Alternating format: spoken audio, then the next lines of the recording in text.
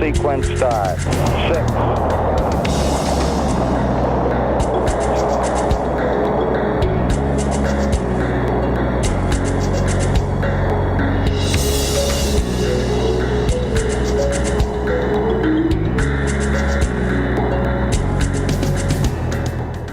Good afternoon. I'm Stephen Dick, the NASA Chief Historian, and I want to welcome our NASA TV audience as well as everyone here at NASA headquarters. This is an exciting time as we look both backward and at history and we contemplate the future. We're here today to celebrate the Apollo 40th anniversary, and we've convened a distinguished panel to discuss Apollo's history and legacy.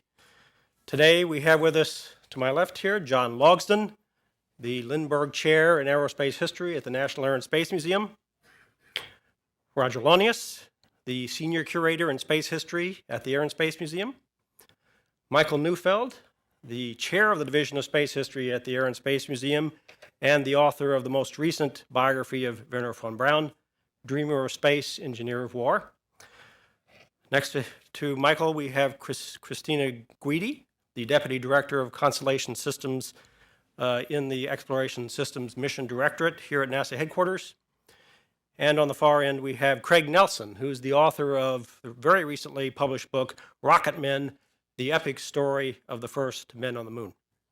Before we proceed, let me say that we're going to hold all questions for the press until the end of this hour.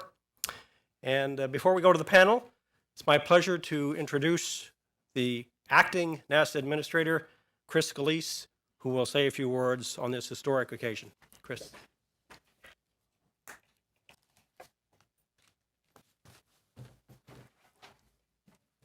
Thanks, Steve. Good afternoon, everybody. It really is a historic time here, the 40th anniversary of the launch of Apollo 11.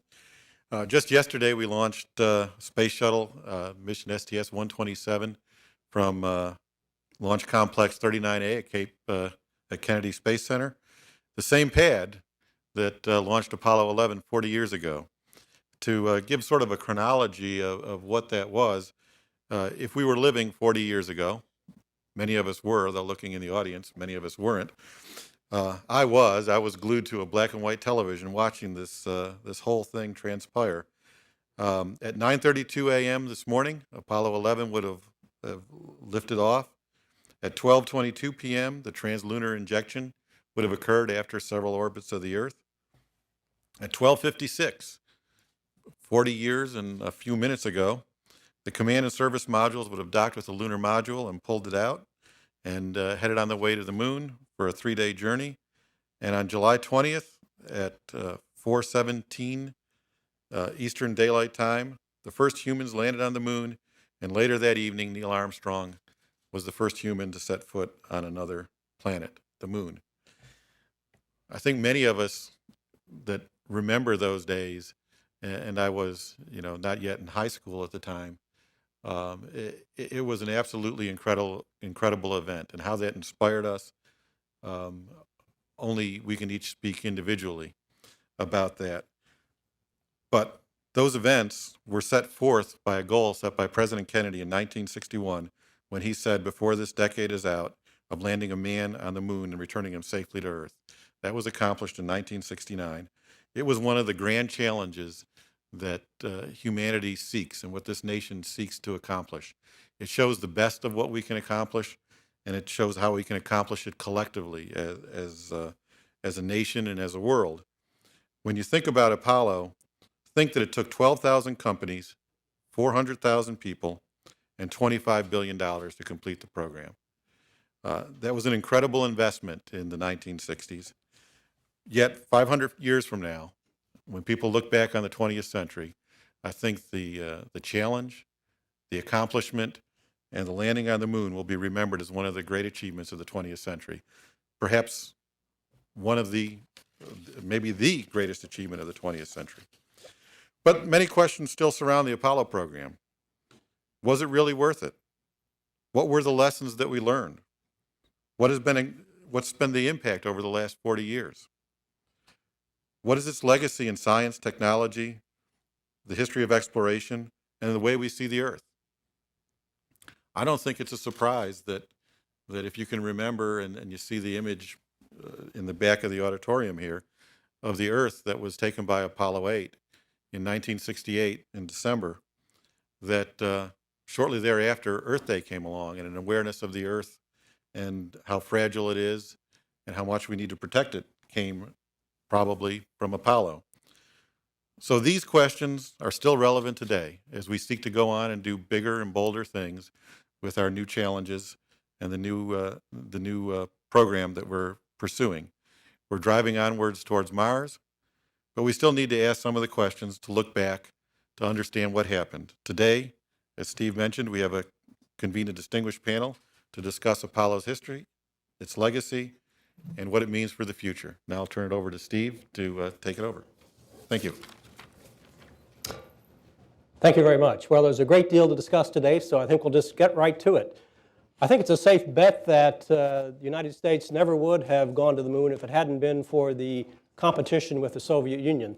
The geopolitical context was very important. So before we start, let's take a quick look at this clip.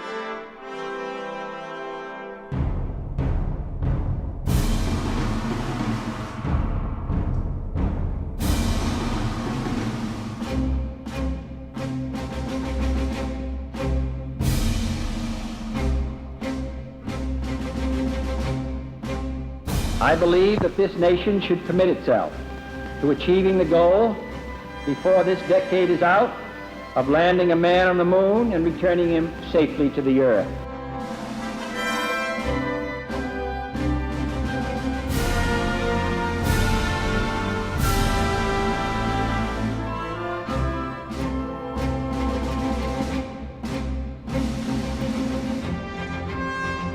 We choose to go to the moon in this decade and do the other thing, not because they are easy, but because they are hard. John Logsdon, we've been, I know you've been researching a new book on President Kennedy's role in the space race. Have you found anything new or revealing during your research? Well, a number of things, Steve. One was how directly involved John F. Kennedy was in not only the decision to go to the moon, but in carrying out that decision. He paid careful attention to the program as it evolved after May 25th of 1961. He became increasingly concerned about the costs, and he kept emphasizing that. Even in the speech that was just shown to Congress in May of 1961, he improvised, saying this is a decision we all have to make because it's going to cost a lot of money. We have to make that commitment. And he was willing, at least for most of his presidency, to sustain that commitment. And at the end of 1962, he was trying to figure out ways of accelerating the first landing to be sure to be there before the Soviet Union. The NASA target was late 67 at that point. And he was told maybe it could be 6 months, even up to 12 months earlier. He seemed willing to pay that price. But 10 months later, he went before the UN and said, why should it be an area of national competition? Why don't we do it together with the Soviet Union? So it's where I am right now is trying to figure out what he was thinking in those last couple of months of his life. Was he ready? I don't think he was ready to abandon Apollo, but he may have been ready to slip the date a bit and see if we could do it together. So why didn't we do it together? Well, I think the political support was strongly tied to the competitive elements of Apollo. The Soviet Union at that point had not decided that it was going to race us to the moon. It did in the following year. So there wasn't a Soviet program to integrate with the U.S. And basically the Soviet Union and Nikita Khrushchev was only just coming to the notion that Kennedy could be trusted, that the United States could possibly be a partner. So, and one of these questions we'll never be able to answer is what would have happened if Kennedy had lived? So let me turn to Roger. Roger, how serious was the space race? Were the Soviets ever close to getting humans on the moon? Was it a real race? It was a real race, no question about that. But the Soviets were never really close to reaching the moon before us by any means. We didn't necessarily know that. And we made decisions based upon perceptions rather than the reality of the Soviet program. But there was a sense all the time that you come up to the point where we decide to race to the moon, where Kennedy does make his 61 speech, where it looks like the Soviets are kind of ahead of us. They are overtaking us. They are moving forward in a very aggressive program with Sputnik, with their first human flight, with Yuri Gagarin, with a succession of other firsts. And it's not until the mid-1960s, when really Gemini starts to be successful, that you get a change in public opinion, where people start thinking that, well, maybe the U.S. is as good as the Soviet Union and is actually surpassing them in their capabilities. So with Kennedy's proclamation that we saw there in that first clip, the course was set for the moon.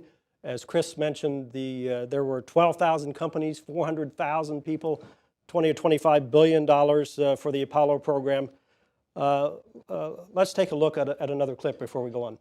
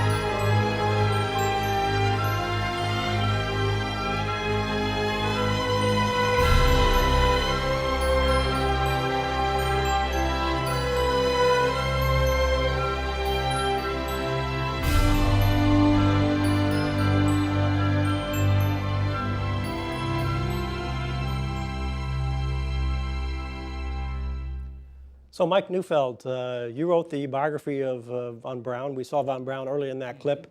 Could the United States have won the space race without von Braun? Well, the moon race, it would have been hard to do it as soon as we did it. Whether we could have beaten the Soviets kind of depends also on them, and they clearly failed in many ways to fulfill their program. But he did play a very, very central role in having a booster that worked, and that was certainly his great contribution to the thing. The fact that Saturn V was so incredibly successful and never failed in spite of being the most challenging rocket engineering project ever attempted. So von Braun certainly was one of the key players, but there were other key players. I'd like to go to Craig. I know in your book you talk about a lot of the key players. Who would be your candidate for one or two more of the key players in this program? Well, I'd have to pick three. My number one would be Lyndon Johnson, who was at the birth of NASA by heading up the Senate and Eisenhower administration, who was behind the speech we saw Kennedy giving, and who made sure to reach those goals during his presidency, saying he owed it to Kennedy.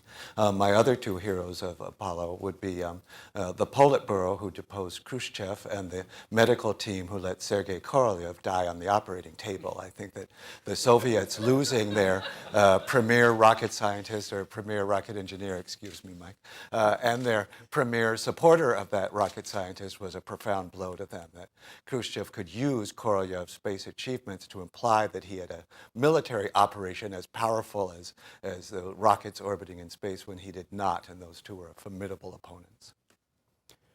So Chris, I know you weren't very old at the time that Apollo was launched, but from a point of view of operations, would you have a candidate for person who was crucial to the Apollo program? I think I would have to say again von Braun. I mean, he designed an incredible launch vehicle, the Saturn V, and in the Constellation program, we're currently using a tremendous amount of legacy hardware or heritage from the Apollo program. So I think we're building on 40 years of spaceflight experience and employing it into the current program for Constellation. And we're going to talk about that a little later also. Well, of course, we all know that the first manned Apollo flight was Apollo 7, but things really heated up with Apollo 8 with that circumnavigation of the moon that we all remember with the Christmas Eve reading of Genesis from around the moon. Let's take a look at that clip.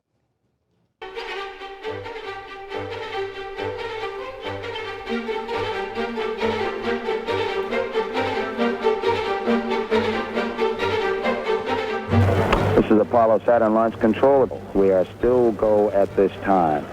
T-minus 15, 14, 13, 12, 11, 10, 9. We have ignition sequence start. The engines are on. 4, 3, 2, 1, 0. We have commit. We have liftoff. Liftoff at 7:51 a.m. Eastern Standard Time. We have cleared the tower. Roger. How do you hear, Houston? That's clear. The crew of Apollo 8 has a message that we would like to send to you. In the beginning, God created the heaven and the earth. And the earth was without form and void, and darkness was upon the face of the deep. And the Spirit of God moved upon the face of the waters. And God said, "Let there be light." And there was light. And God saw the light. So Apollo 8 really was an incredible journey. Some people say it was one of the riskiest missions. The first time we actually left the Earth orbital area and went around the moon. Just how risky was that mission? Let's talk a little bit about how risky it was and what was involved in that mission. Roger, why don't you start us off? Oh, sure, absolutely. Apollo 8 was truly remarkable. And quite frankly, adding to your comment earlier about who were some of the key people that made contributions, you've got a couple of them that come to the fore pretty importantly in the Apollo 8 story. And that is George Miller, who headed the human spaceflight program, Office of Manned Spaceflight in those days, and Sam Phillips, who ran the program office for Apollo. And the idea was, and it was a very gutsy decision, to fly humans the second time we had flown a crew in the Apollo spacecraft, and really the second time we had flown the Saturn V stack, to go to the moon with it. That was a remarkable and gutsy call on the part of some key people who had done assessments and decided that this was something they could pull off, and that they believed was probably necessary to ensure that they remained on schedule to make a landing by the end of the next year, by the end of the decade, and they did it. It was a wonderful success story, and it was a remarkable end to a pretty awful year in 1968, a year that started with enormous difficulties in Vietnam, with the assassinations of Martin Luther King and Robert Kennedy, with riots at the Democratic National Convention in the summer, and just on and on and on. And the whole nation seemed to be blowing up. And at the end of the year, this Apollo 8 flight, which was truly remarkable, where the astronauts talk about the good Earth and send Christmas greetings to all the people that reside there.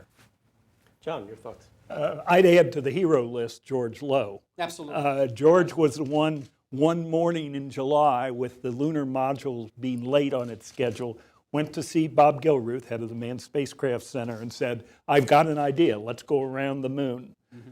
Chris Kraft was brought in. Could operations support that? They called up von Braun in Huntsville and said, "Could we come over and talk to you?" Flew to Huntsville. Sam Phillips was at the Cape, and Kurt Debus, I believe it was, at the Cape, came to Huntsville. By that afternoon, the fundamental decision was made to do this mission. Like 6 hours. Can you imagine in today's world making a decision like that in 6 hours? Mike, do you want to elaborate on that, how Von Braun felt? I wanted to mention Bob Gilruth, and Yeah. John already mentioned him, but if we're going to lay out the key players in Apollo, here was a guy who built Houston from a little group at the Langley Center in 1958, creating the Mercury program, and going from that to this giant center. That was an enormous accomplishment, building the spacecraft and astronaut part of the Apollo program. And how did Von Braun feel about this Apollo 8 going to the moon after the only one human spaceflight? Well, I mean, as Roger outlined, that was a decision they made in his office, and basically he felt okay with the Saturn V because, in fact, it was the third launch, and the second one hadn't gone well at all. So it was also a risky decision to put a human on the Saturn V after the second test didn't go so well. But he had the total confidence in the system, in his engineers, and in the testing program that had revealed what had gone wrong on the second launch. In agency history, what's fantastic about Apollo 8 is that the Apollo 1 fire had crippled the agency so terribly, and with so many executives and management people leaving, that really they were almost in a doldrums. And then Apollo 8 comes along, and this completely insane idea that works propels the agency forward. And really, we're ahead in the space race with the Soviets for the first time at that moment. It's truly amazing when you think about it. The fire in 1967, and then this in 1968, the end of 1968, but we were already going around the moon. I'd like to make a comment. Obviously, I'm of the younger generation. I was 4 during the Apollo program. But the one thing that does amaze me is the entire program itself, they were learning how to fly in space while also developing the launch vehicles and spacecraft. And I think that's a huge feat. Something that, once again, in the Constellation program, we're building on that experience over 40 years, and we don't have that extra challenge of learning how to fly in space. So I think that was amazing. I think there's one still unresolved historical question related to Apollo 8. The CIA projected that the Soviet Union might send a crew around the moon, looping around the moon by the end of 1968. And question is, and I've looked at this paper record pretty carefully, but that would have been highly classified stuff. How much that influenced the decision to fly a mission to the moon? To make sure that we got not only on the moon, but to the moon before the Soviet Union. Well, that had to be one of the drivers. If we hadn't been in this race and been worried, really, in a real sense, that they might beat us, surely we wouldn't have done this Apollo 8 mission at that time, right? They were flying blind pretty much. The Pentagon and CIA did not share much with NASA, who they considered civilian blabbermouths. So they kept a lot of stuff to themselves. But a lot of stuff they kept to themselves wasn't worth sharing in the first place. So it didn't really miss out. But I believe NASA executives were pretty much flying blind against the Soviets. I would agree with your point, Steve. I think they really were driven by this in a way that wouldn't be replicated now, because they took decisions that were risky at several points in time, and if they had been in another situation and said, well, do this when it's feasible, don't take any chances, then it would have taken 2 or 3 years longer to land on the moon, probably. So when did we find out that the Soviets were not really that much in the race? After it was over. Yeah, After it was over. it wasn't until the end of the Cold War that we really had any true sense of what was taking place. Right. It turns out they were blowing up rockets as we were going to the moon, right? But we did know that they were building the moon rocket. Our now declassified Corona satellites took images of the N1 rocket on the launch pad. We knew that they were developing the launch vehicle. I guess we didn't see Alexei Leonov was trained for the mission. They built a lunar lander. I guess we didn't see that until much later. And they built a moon suit, which we didn't see until later. On July 4th, '69, the CIA Corona satellite captured one of these giant rockets on the pad at the Baikonur Cosmodrome. And when it passed over a second time, it was gone, and it exploded on the pad. Did they know when it exploded? They knew something bad had happened, but it was not clear from this what had happened. And we found out, I think in 1974, that this rocket, if Apollo 11 had failed, this rocket was immediately going to attempt a moon landing. I would argue with that, because I think, in fact, they were not ready to man the vehicle. In fact, they were several years away from manning that N1 vehicle. This was just a launch test, and they hadn't had one that worked, and that one didn't work either, and in fact, it never did work. So I mean, I think the race was over in '68. but it was hard to tell that until the day that Apollo 11 pulled it off. And then you could look in hindsight and say, sure, we beat them on all fronts. You know? Did they ever have a fancier name for the N1? Like, I mean, we had the Saturn V, which, you know, has a little class, but the N1 was never had a name, No, right? it had not. Yeah. I mean, I think, in fact, that is, yeah, they only had acronyms. That was the problem with losing Khrushchev. He came up with all these spiffy names for the rockets, too. Okay, let's move on then. With Apollo 10, we came within a few thousand feet of the lunar surface, and then came Apollo 11. Let's watch. Feet down, 2.5. Picking up some dust. 30 feet, 2.5 down. Straight shadow. And 4 forward. 4 forward, drifting to the right a little. Contact light. Okay, engine stop. APA at a descent. Mode control, both auto, descent engine command override off. Engine arm off. 413 is in. We've had shutdown. We copy you down, Eagle. Okay, everybody, T1. Stand by for T1. Tranquility Base here. The Eagle has landed. Roger, Tranquility. We copy you on the ground. You got a bunch of guys about to turn blue. We're breathing again. Thanks a lot. Okay, T1. Stay, no, stay. Retro. Stay. Fido. Stay. Guide. Stay. Patrol. Stay. Telcom. Stay. GNC. Stay. Ecom. Stay. Surgeon. Stay. Capcom, we're stay for T1. I'm going to step off the limb now.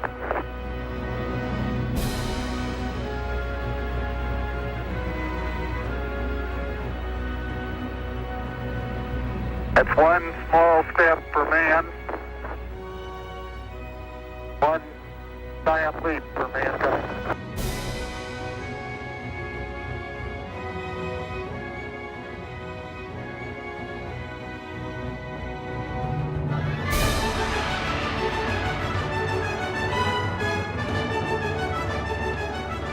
Here, men from the planet Earth, first set foot upon the moon. July 1969, AD. It came in peace for all mankind. Those are all iconic images that many of us remember, maybe not Chris, but a lot of us remember where we were at that time. And just today, NASA released some of the new higher resolution footage from those images. There are lots of questions we can address here. Let's start with the question of how did it happen that Armstrong and Aldrin were the first 2 humans on the moon? Well, it's because all the missions before 11 went off perfectly. I mean, the crews were chosen for a sequence of missions. The first G mission, which was the landing mission, crew was chosen in January, but that meant that Apollo 9 and Apollo 10 had to be successful for them to be the ones to try the landing on 11. So in a sense, it was normal program management. Yeah, there wasn't anything magical about this, and of course, crew rotation is one of the great parlor games that those of us who are kind of space cadets like to play. You know, who would have been on what mission if something had happened, and so on and so forth. And we can never know the answer to those things. But the reality was that through the machinations of the astronaut office, this particular crew got put together, and it was assigned to this particular mission. The previous flights, as John said, did perform their tasks successfully. Had they not done so and had to repeat the same mission to figure out how to do this thing, it would have fallen to Pete Conrad or someone else down the road to make that first landing. We saw that landing on the footage there. Why was that landing so unexpectedly exciting with only a few seconds of fuel left? Was that planned or not planned, or what's the story there? It was the most difficult landing in general to pull off because, of course, partly because after they did it once, they knew how to do it better. But they had a problem with the computer alarms because of a conflict between the rendezvous radar and the landing radar. They had a problem of targeting, so they couldn't target the thing very accurately, and they ended up coming down towards a field of boulders, and Armstrong had to go manual and go over top of it and stretch his landing out. One of my favorite discoveries in doing this book was to read about how everyone at Mission Control is turning blue, waiting for them to land, fearful they're going to run out of gas and crash. And one guy had done tests up at Grumman with the lunar module, and he had found that if they tried to come down with too much propellant in the tank, the blowback might blow up the ship. So while everyone at Mission Control is praying they don't run out of gas, he's praying that they do. Well, I think Chris can tell you, we've got Lunar Reconnaissance Orbiter in orbit around the moon now to look for landing sites. I mean, we landed on the moon in 1969 with very limited information about the lunar surface. And so the navigation had them going to this field of boulders. And it was only because you had a really good pilot named Neil Armstrong to take over manual control and fly that thing for, 90 seconds or so away from danger that the landing was successful. Well, we did have the lunar orbiters, but I guess the resolution wasn't that good, right? Not as good as we're getting now. Right. Well, he had all of these charts and pictures, but they were from 4 miles behind him. Right. So. Okay, well, we get a lot of questions from the public and they're about this mission in particular. One of the questions that we got this last week is, were Armstrong's words scripted or were they his own? All his own. He wasn't even going to say a thing. And in fact, he didn't say a thing for the whole 90 seconds he's landing, and everyone is going crazy back home. He said later that he was inspired by the game Giant Steps, Baby Steps, also known as Mother May I. And I grew up in a family of Midwestern drawlers, so I can actually hear him say "a man" when I hear this tape. But I'm apparently the only person who's ever heard him say "a man" when he hear this. I think it's remarkable that someone as shy and as physics and math oriented as Armstrong came up with one of the greatest lines in history. It's a beautiful, beautiful expression. Really fantastic. So what about that one small step for a man? That's another question we always get. Did he say amen or not? Because there have been voice analyses done and they seem ambiguous. Well, I mean, nobody really hears it on the tape, except of course Craig. So it doesn't make quite the same sense as it would if he'd said that's one small step for a man, one giant leap for mankind. It's quite conceivable that in the excitement of the moment, he simply passed over what he'd thought about saying. Mm-hmm. Heck, that happens to everybody all the time. If he did indeed say it, and there has been some voice analysis done by some engineers who've gone back and looked at the digital recording of this to suggest that there is an A in there somewhere that kind of got lost in the transmission. If that's the case, then terrific. Does it really matter? No. Well, the bottom line is that Armstrong himself says that he meant to say it, right? Yes, he did intend to say it. Right. And he's asked us to write it with a parenthesis, and I think we owe him that, the Okay, little so A in the parenthesis. That solves that problem. Right? Yeah. Another question we always get is, did Armstrong and Aldrin have cyanide pills in case the ascent engine didn't work? All they needed to do was take off their helmets. I came across one report of someone who in a NASA experiment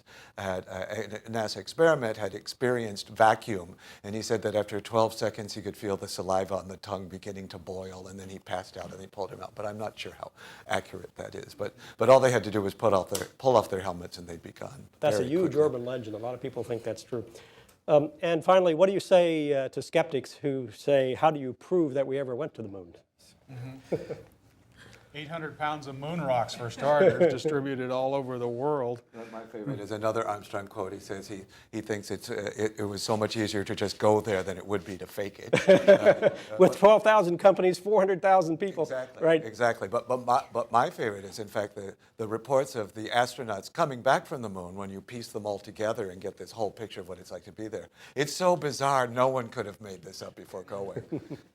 Well, and I was there on July the 16th, 1969. I got up in the middle of the morning at the operations building and watched the crew walk by me on their way to the pad and then saw the launch.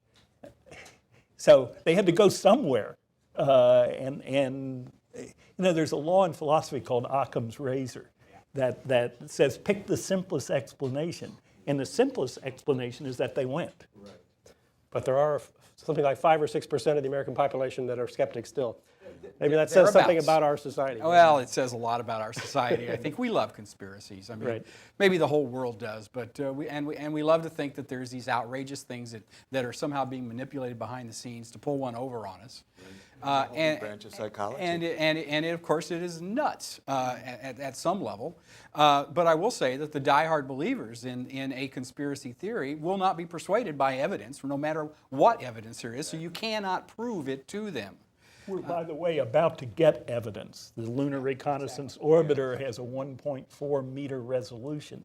So it's going to show us the descent stages of the lunar modules sitting at the landing sites. I have a feeling some people still won't be satisfied. Well, they will simply say you faked those images and you're a part of the conspiracy. Okay, let's turn to the science and the engineering aspects of Apollo. Was it worth it for the science? Absolutely. I would agree that, I mean, it was not a scientific program in its origins. It was not done for science. It was done to beat the Soviets. But after we had mastered the ability to land on the moon, we kept going back at least long enough until the money ran out that a massive amount of lunar science was done in the process of, especially of the last 4 landings. Yeah, I mean, the key, there's actually, lunar scientists have come up with a top 10 list of things that we learned from going to the moon, and they're pretty spectacular. But number 1 on that list is a fairly definitive statement of the origins of the moon. And it's strikingly different from any of the theories that had been promulgated before we went to the moon.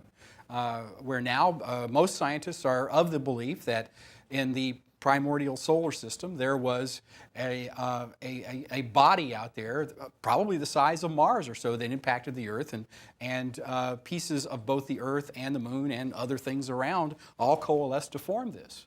And as a result of that, we learned a lot about the science of the moon and its evolution since its creation. But isn't it a fair statement to say that scientists at the time thought they were taking a backseat to the engineering or political aspects? And oh, by the way, they were. I mean, science rode piggyback on the engineering program to go to the moon. They did so very effectively, but that was not the purpose of going. That was, at best, something that they thought about down the road. And those last few missions, as Mike said, were really enormously significant as treasure troves of scientific knowledge.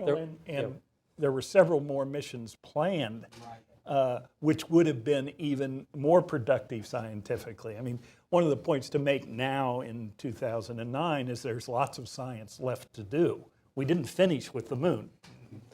Yeah, people also forget that there were 5,000 pounds, I think, of scientific equipment left on the moon during the Apollo program. Including some really good cameras. Right. But I think, just the very fact that before Apollo, interplanetary travel was science fiction, and now it's a reality. Mm-hmm. Now we know how to use enormous explosions as a method of transportation. I think it's fantastic. It's worth it just for that. Right. Okay, we could go on and on about Apollo 11, but let's move forward here. Apollo, of course, had 6 more lunar missions after Apollo 11. The Apollo 12 landed near Surveyor spacecraft, and that mission was a great success, but then there came Apollo 13. Let's take a look. 2. He's got it made. Come on in there. 24 feet. Contact light. Roger, copy contact. That's what I see sitting on the side of the crater. The old surveyor, huh? The old surveyor, yes, sir. Dane, we've got one more item for you when you get a chance. We'd like it to stir up your cryo tanks. Okay. Stand by.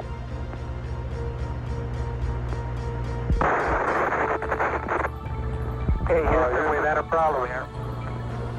Houston, we've had a problem.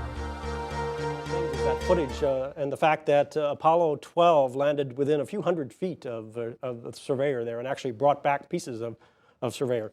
But let's talk a little bit about Apollo 13. What's the most important lesson we learned from Apollo 13? How close did we come to disaster with 13?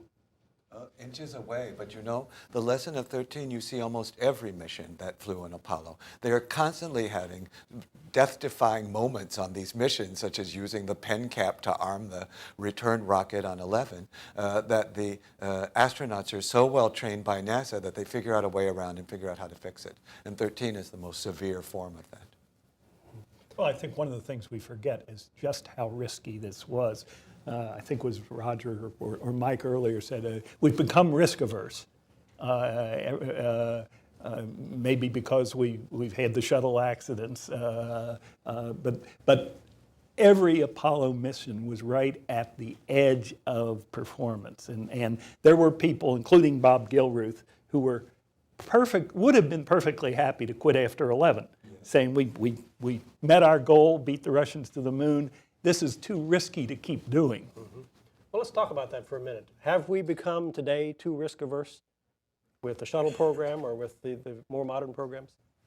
You know, risk is a relative thing. What are we willing to accept? You can't get out of bed without accepting a measure of risk. And we all calculate that all the time in our own lives. In fact, I don't think you can stay in bed without a measure of risk. Maybe the ceiling falls on you or something. But what is an acceptable level? Obviously, flying in space takes an acceptance of a certain measure of risk, and it is out on the margin somewhat. Can you calculate that and effectively try to bring down that riskiness? Yes, you can, and we do that all the time. One of the things that I think happens when we start talking about shuttle accidents, for instance, and let's not forget that we lost the crew of Apollo 1 in 1967 in an accident as well, that it happens so rarely and the events themselves are so publicly seen. I mean, every launch is on television and so on and so forth, that when you have this sort of accident, there's a very public sense about it, and there's an expectation that we will not fail. And NASA has demonstrated over and over again its ability to overcome those odds and not to fail and to be successful. And we take it as a given that they will be successful. So when the risk factors come out of line, when we do lose a crew, it's all the more disturbing, I think. Chris, you're involved in the current operations or the future exploration program. These are very real life and death questions to you. What are your thoughts? Well, I agree with Roger. I think NASA has a very strong risk management system. So we are concerned about risk, and we need to understand the risk that we are taking. But I agree. We're trying to educate the public, especially during a development program, that there will be failures, and we learn from those failures. So we do everything that we can possible to make sure that we don't have those failures, but they are going to be failures. I mean, there will be. Now, when it comes to crew, obviously we have to take that extra step to make sure that the crew is protected. But during a development program, there will be failures, and that's a good thing because we do learn from it. Well, almost the flip side of this, the risks have to be worth taking, because the risks are never going to be zero. I mean, what made Apollo great was we took pretty significant risks to do something grand.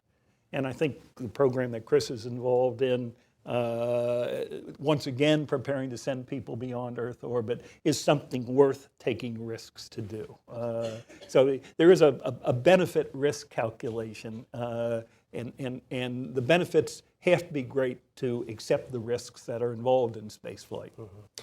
There seems to be a difference between the public perception and the astronauts' perception. I think the astronauts all know that there's this risk. The public often doesn't seem willing to accept that risk. And I think, a few years ago we had a symposium on risk and exploration where the question was, how much risk do you take in the name of forward-looking exploration? And one of the outcomes of that was that you just have to let the public know and realize that risk is part of exploration, and there are going to be these kinds of things that happen. One of the Apollo wives said a remarkable thing. She said that, they take a lot more care with these spacecraft than they do with the military test craft that these guys were flying before they became astronauts. And she also mentioned that if the people during the 60s, if the astronauts during the 60s hadn't been astronauts, they would have been flying in Vietnam. So it's a wholly different origin of risk that they come to from where we start as Yeah, civilians. the test pilots brings to mind Tom Wolfe and The Right Stuff. You read those stories in there. Right, but also when you really look into that, you come into this thinking astronauts are these wild daredevil cowboy types, when in fact they're cool characters. And the daredevil cowboy types were the NASA administrators pushing the envelope in the space race. Okay, so let's talk about the ending of Apollo. There were 4 more landing missions. There was Apollo 14, then there were Apollos 15 to 17, which had the lunar rovers. Let's take a look at this.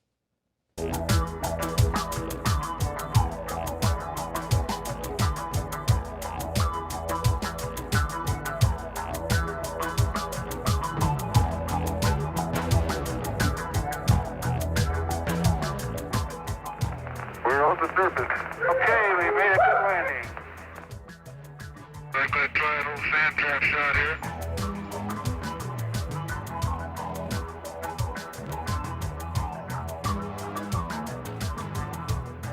Miles and miles and miles.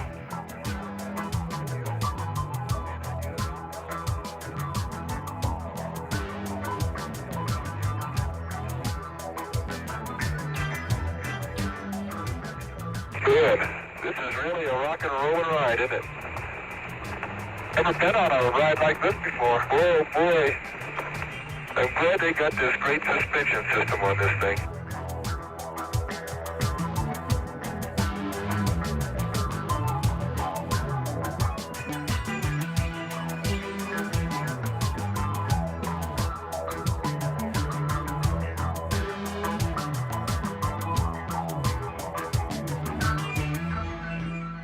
Hey, John, this is perfect with the LIM and the rover and you and Stone Mountain and the old flag.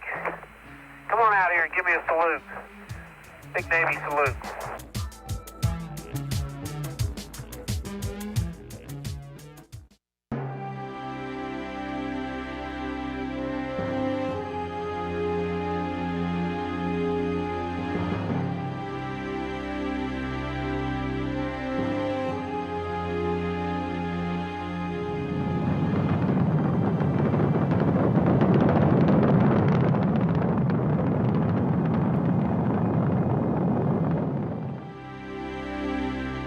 Okay, Houston, the Challenger has landed. Roger, Challenger, that's super. Houston, you can tell America that Challenger is at Taurus Littrow. This valley of history has seen mankind complete its first evolutionary steps into the universe. 3, 2, 1, ignition. Right away, Houston. Just amazing images. Those rovers really look like fun, and they look like they were exceeding the speed limit there. Well, we all know that even as the first moon landings were taking place, that the budgets were being cut. We know that the last 3 Saturn V's that were destined for the moon are now in museums in Florida and in Alabama and in Houston, where they are very nicely displayed. But the Apollo program did come to a rather abrupt end. Let's talk about what the reasons were for that. And why? Well, let's talk about that first. What were the reasons for the abrupt ending of the Apollo program? Lack of public support, fundamentally. I mean, there's just no way to get around the fact that most Americans felt after Apollo 11, well, we've done that. Well, how many more times do we need to do it? The public support had already eroded ever since the mid-60s. And the missions from Apollo 8 to 11 essentially provided a temporary boost in enthusiasm for the space program. And soon after Apollo 11, everybody was back to worrying about Vietnam, poverty, riots, many other things that just seemed of a higher priority than continuing to spend on Apollo. Well, there were a variety of reasons. I mean, the Nixon administration wanted to cut the federal budget overall, and NASA was a prime target for doing that. There were serious proposals to cut the last 2, cut 16 and 17 in the summer of '71. Cap Weinberger, who at that point was deputy head of OMB, I wrote a memo to Nixon saying this would confirm that we're giving up our world leadership position, that we can do something better than welfare programs. But there was a great financial pressure, and NASA as an institution wanted to get on to do something new. NASA, after all, is an engineering development organization. Flying repetitive missions is not what NASA thought it was supposed to be doing. So they were ready to, Houston and Huntsville in particular, were ready to move on to the next program, which they thought at that point would be using Saturn V's to launch space stations. So there wasn't a lot of support even inside the agency for repetitive missions to the moon. But in retrospect, was it a mistake for the United States to throw away this infrastructure, the Saturn V and command module, this entire infrastructure? I think, John, you said that NASA at 50 is still suffering from decisions made at NASA at 12. What about that? Well, I think it was a tragedy to throw away the Saturn V. I mean, the key to future exploration is a heavy lift vehicle. We had one. We had a really good one. And we let it go away. I mean, we wouldn't, command modules and lunar modules, less thing. It's really giving up Saturn V. Think of what the space station would look like if we could launch it on a 33-foot diameter launch vehicle with heavy lift capability. We would have had a space station much more quickly and a more capable space station. So that was, I think, a failure of national leadership to give up that capability. I think you also have to ask the question, we weren't going to fly Saturn V's for very much longer anyway. And why not? It's technology that was becoming outmoded even at the time that it was being flown. And I've had people, I know you've heard these stories about, oh, NASA's lost the blueprint. They usually cast it as they've lost the blueprints for the Saturn V and they couldn't go find those and build more Saturn V's. Well, the answer to that is, well, actually they do exist and they're in a big warehouse in the National Archives. But more important than that, why would you want to build a Saturn V? It's a piece of technology that was outmoded even at the point it was being used. And it should have been, and we should move on from there. Shuttle was really designed as a piece of a critical infrastructure to move forward. And with shuttle and a station and then potential to go on from the station as a jumping off point. That made a lot of sense, even for the people at the time to pursue. So how about now? NASA is ramping down the shuttle and ramping up the new system. Is it a mistake to get rid of that technology? You know, people of goodwill can come down on both sides of that argument. Mm-hmm. And there are cases to be made on all sides of that. You know, the charitable thing would be to say that the shuttle was a remarkable experimental vehicle, and it was. And it has served the needs of... That's true. It still is. It's not retired yet. Next still year. Experimental. It's still experimental. And when it retires, we should give it an honorable retirement because it deserves that after serving very, very well for a long period of time, and to move on to the next generation vehicle. Should that vehicle look like a shuttle or should it be something else? The architecture for Constellation sends us in a different direction, and there are pros and cons and trade-offs on both. That's a good segue into our next segment here. Apollo has many legacies, but one of them is its technological legacy. Part of that technology will be used to go back to the moon as part of the Constellation program. Let's look at a final clip.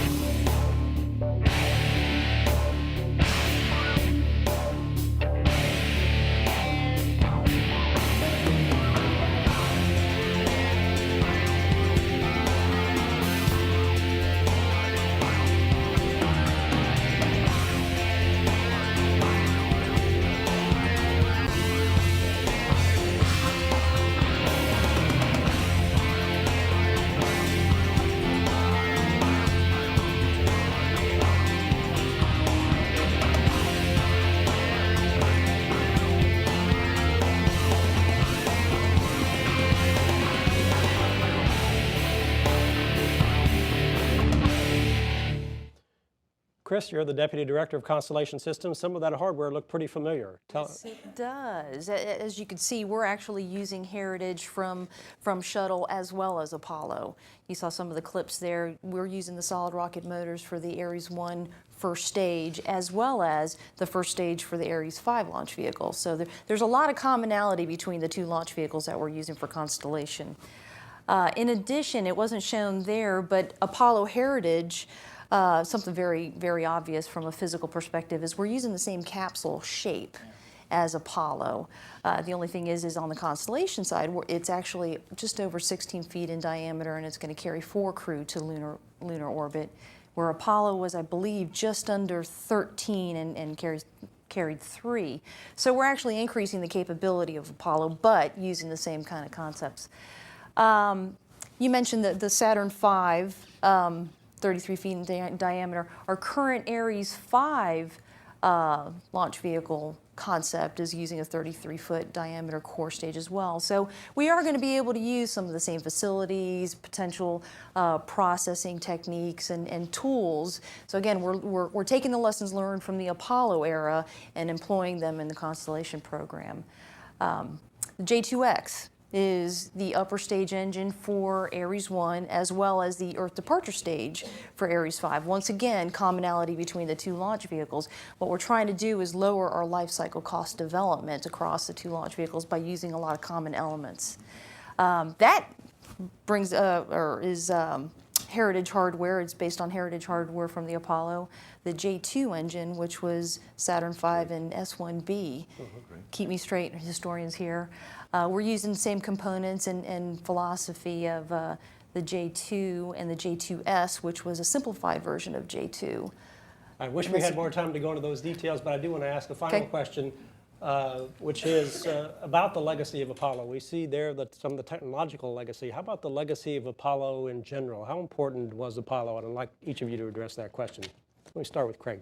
Well, I think Apollo was really a reaction to a profound fear, and this is part of the Cold War we forget. When the Soviets established their early dominance in the space race, many Americans, up to Lyndon Johnson in the halls of the Senate, believed that they were going to turn it into a battlefield. And part of what going to the moon did was prove that we could defend ourselves in space if that indeed turned into a Cold War battlefield. And I think another thing that's not discussed enough in this history is what a profound economic stimulus this was for the South. It created 400,000 jobs. It brought technology across the whole of the Gulf Coast and created sort of a whole new life for many people, not just engineers and scientists, but seamstresses and plumbers. So I look at that too. Okay, Chris has already talked about technological legacy. Yep. Michael.